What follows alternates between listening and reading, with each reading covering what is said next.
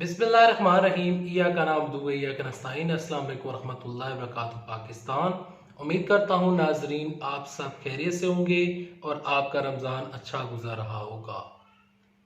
खेल का आखिरी हिस्सा क्या है, इस वीडियो में आपसे मैं डिस्कस करूंगा। लेकिन डिस्कस करने से पहले, आगे बढ़ने से पहले नीचे कमेंट सेक्शन में लिखें पाकिस्तान जिंदाबाद, पाकिस्तान फौज जिंदाबाद, गुमनाम हीरो जिंदाबाद, कश्मीर बनेगा पाकिस्तान इंशाल्लाह इंशाल्लाह इंशाल्लाह। शहबाज शरीफ पिछले कुछ महीनों से सुर्खियों में हैं। आज नैब में शहबाज शरीफ की पेशी थी। पहले खबरें डिस्कस कर लेते हैं, बाद में तज्जिया डिस्कस करूंगा। आज नैब में शहबाज शरीफ की पेशी थी और वो नैब की पेशी पर गए। नैब की जो पेशी हुई, आमदन से ज्यादा असासे जो शहबाज शरीफ ने बनाए, उनसे जो नैब है उनकी वो रसीदें मांग रही है। क्या मामला तय पाए, क्या हुआ, नैब की क्या कार्रवाई होगी और क्या आने वाले दिनों में होने जा रहा है, ये तमाम चीज़ें मैं इस वीडियो में आपके साथ शेयर करूंगा। नैब में शहबाज शरीफ की पेशी हुई, शहबाज शरीफ नैब में पेश हो गए। शहबाज शरीफ ने नैब में पेश होने से पहले एक बयान जारी किया। उन्होंने वो बयान जारी किया जो कि सहाफ़ियों के मुतल्लिक़ था। आपको याद होगा कि शहबाज शरीफ ने एक बयान जारी किया था जिसमें उन्होंने ये क्लेम किया था और उन्होंने ये कहा था कि मुझे पाकिस्तान के दो सहाफ़ियों ने कहा कि आपको पाकिस्तान का वज़ीर-ए-आज़म बना देंगे तो आप पाकिस्तान वापस आ जाएं। शहबाज शरीफ अपने इस बयान से अब मुकर गए हैं। उन्होंने दो सहाफ़ियों का नाम लेने से गुरेज किया है। वो कहते हैं कि वो एक निजी गुफ्तगू थी, वो वैसे ही मैंने गुफ्तगू कर दी थी जिसकी वजह से वो बाद में मैंने कहा कि ये मुझे नहीं करना चाहिए था, तो बाद में वो इस बयान से मुकर गए। शहबाज शरीफ ने तो उन दो सहाफ़ियों का नाम नहीं बताया, लेकिन मैं अक्सर हर वीडियो में बताता आया हूँ कि वो सहाफ़ी जो दो सहाफ़ी थे उनमें एक अहमद मीर था, दूसरा आसमा शराजी थी। क्योंकि अहमद मीर ने 11 मरतबा प्राइम मिनिस्टर बनाने का एक बयान जारी किया था और दूसरा आसमा शराजी ने टोपियों के ऊपर कॉलम लिखे थे। ये बातें अब पुरानी हो गई हैं, अब नई बातों की तरफ आते हैं और नई बातें आपको बताते हैं कि क्या हुआ है और खेल का आखिरी हिस्सा कैसे स्टार्ट हो चुका है। शहबाज शरीफ ने मीडिया को यूज किया। पहले उन्होंने मीडिया को यूज किया, जब मीडिया को यूज करने के बाद उनको ये रियलाइज हुआ कि ये प्लान जो है वो काम नहीं कर रहा। मौलाना फजलुर रहमान का आपको याद होगा, जब उन्होंने धरना दिया था उसमें उन्होंने प्लान ABC बनाया हुआ था। वो तमाम प्लान नाकाम हो गए थे। इमरान खान साहब की हुकूमत को वो जिस तरह गिराने की कोशिश कर रहे थे, इमरान साहब की हुकूमत नहीं गिरी, उनके प्लान खत्म हो गए थे।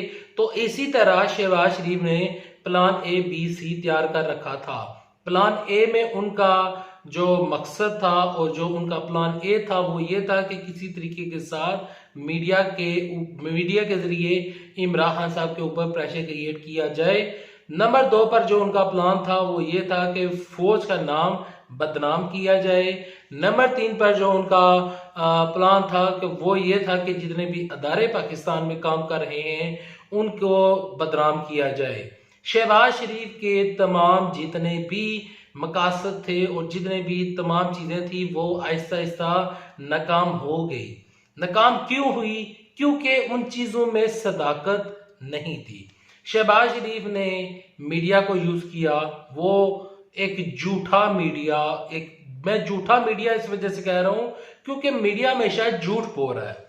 क्या इस मीडिया ने झूठ नहीं बोला कि शहबाज शरीफ वज़ीर-ए-आज़म बनने जा रहे हैं, इमरान खान साहब की हुकूमत घर जाने लगी है, कभी दिसंबर में, कभी मार्च में, कभी किस महीने में, कभी किस महीने में। मीडिया से मैं सवाल पूछना चाहता हूं कि मीडिया, पाकिस्तानी मीडिया, आप हमें यह बताएं कि आप जो खबर ब्रेक करते हैं क्या वो खबर आसमान से डाउनलोड करते हैं? क्यों उस खबर के पीछे लॉजिक या फिर उसके पीछे कोई सच्चाई नहीं होती? अहमद मीर साहब खुद को कहते हैं कि मैं सहाफत का अलमबरदार हूं, मैं सहाफत को इतना ज्यादा समझता हूं जितना कि पूरी दुनिया के जितने भी सहाफ़ी हैं वो समझते नहीं है जितना मैं सहाफ़त को समझता हूँ, और मैं हमेशा सच्ची खबर देता हूँ। अगर अहमद मीर की ये खबर सच्ची थी कि 11 मरतबा पाकिस्तान के वज़ीर-ए-आज़म बनने की ऑफ़र की गई थी शहबाज शरीफ को, तो वो खबर क्यों सच्ची साबित नहीं हुई? मैं अहमद मीर से सवाल पूछता हूँ, अहमद मीर साहब इस सवाल का जवाब नहीं देंगे क्योंकि वो एक सीनियर सहाफ़ी हैं, वो एक सीनियर जर्नलिस्ट हैं, तो वो हम छोटे-छोटे जो जर्नलिस्ट हैं, जो कि कल के बच्चे हैं, उनकी नज़र में उनको वो जवाब क्यों देंगे? शहबाज शरीफ के ऊपर दोबारा आ जाते हैं। शहबाज शरीफ की नायब में जो पेशी हुई, शहबाज शरीफ की जो नायब में पेशी हो रही है, उससे पहले ये सहाफ़ियों के बयानात जो कि उनकी नज़र में ये था कि ये मैंने एक बात कर दी थी जो कि एक वैसे ही मैंने बात कर दी थी। ये देखें वैसे ही बात है कि सहाफ़ियों ने कहा कि मुझे वज़ीर-ए-आज़म बनना है और मैं आ गया। शहबाज शरीफ का अपना जो दिमाग है वहाँ पर ये दिमाग काम नहीं कर रहा, वो उठाकर तमाम मुद्दा जो है वो सहाफ़ियों के ऊपर फेंक देते हैं। आमदन से ज़्यादा असासे का केस, ये वो केस है जिसकी वजह से नवाज शरीफ को जेलों का सामना करना पड़ा। नवाज शरीफ का पनामा का केस हुआ, आमदन से ज़्यादा असासे का केस था। वो अलग बात थी कि अकामे के ऊपर उनको डिस्क्वालीफाई किया गया। अकामे की वजह से उनको डिस्क्वालीफाई इस वजह से किया गया कि देखें वो केस जो था वो मजीद तूल पकड़ सकता था। आमदन से ज्यादा एहसासे जो थे, जितने भी उनके एहसासे बताए जा रहे थे, जो पनामा लीक्स हमारे सामने चल कर आई थी, उसमें यह था कि नवाज शरीफ को प्रूफ करना था कि मेरे पास ये रसीदें हैं। लेकिन वो उसको प्रूफ करते करते उसको जब वो केस चल रहा था तो बीच में एक ऐसा अकामा मंजर यहाँ पर आ गया जिसकी वजह से नवाज शरीफ को डिस्क्वालीफाई होना पड़ा। वो अकामा रखना या किसी किस्म का अकामा रखना according to constitution of Pakistan is wrong, ये बिल्कुल गलत है। आप आइन के मुताबिक किसी मुल्क का अकामा नहीं रख सकते। इस वजह से जो नवाज शरीफ हैं वो डिस्क्वालीफाई हो गए।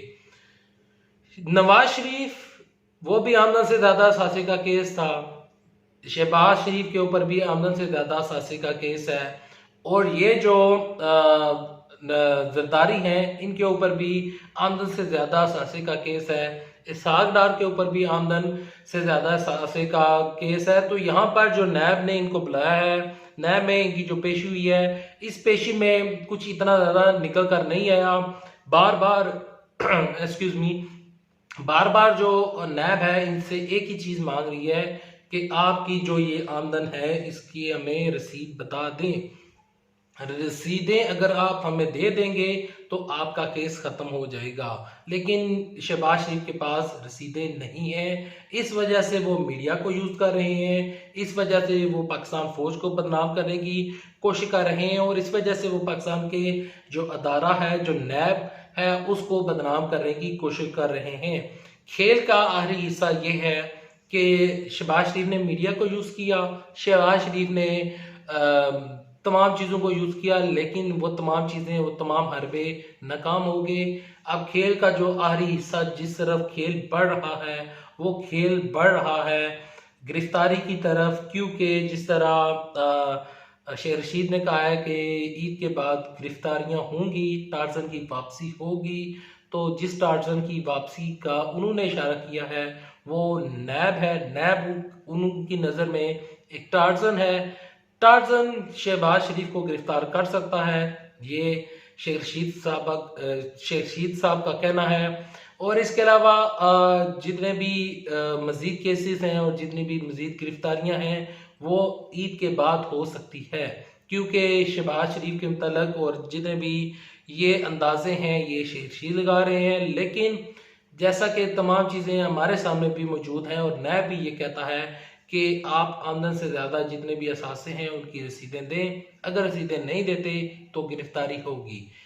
खेल का आखिरी हिस्सा बड़ा डरावना है, गिरफ्तारी की तरफ इन लोगों ने जाना है, और जो शख्स गिरफ्तारी होने के बावजूद भी और मुल्ज़म होने के बावजूद भी और मुजरम होने के बावजूद भी जो शख्स इंग्लैंड में बैठा है उसको कौन पकड़ेगा, ये यहाँ पर सवालिया निशान बन जाता है, क्योंकि नवाज शरीफ वापस नहीं आ रहे आखिरी खबरें आने तक। उम्मीद करता हूँ वीडियो आपको पसंद आई होगी। वीडियो पसंद आने सूरत में वीडियो को लाइक कर दें, चैनल सब्सक्राइब कर दें। नेक्स्ट वीडियो तक के लिए दे इजाजत। अल्लाह आप सबका मिनासर हो।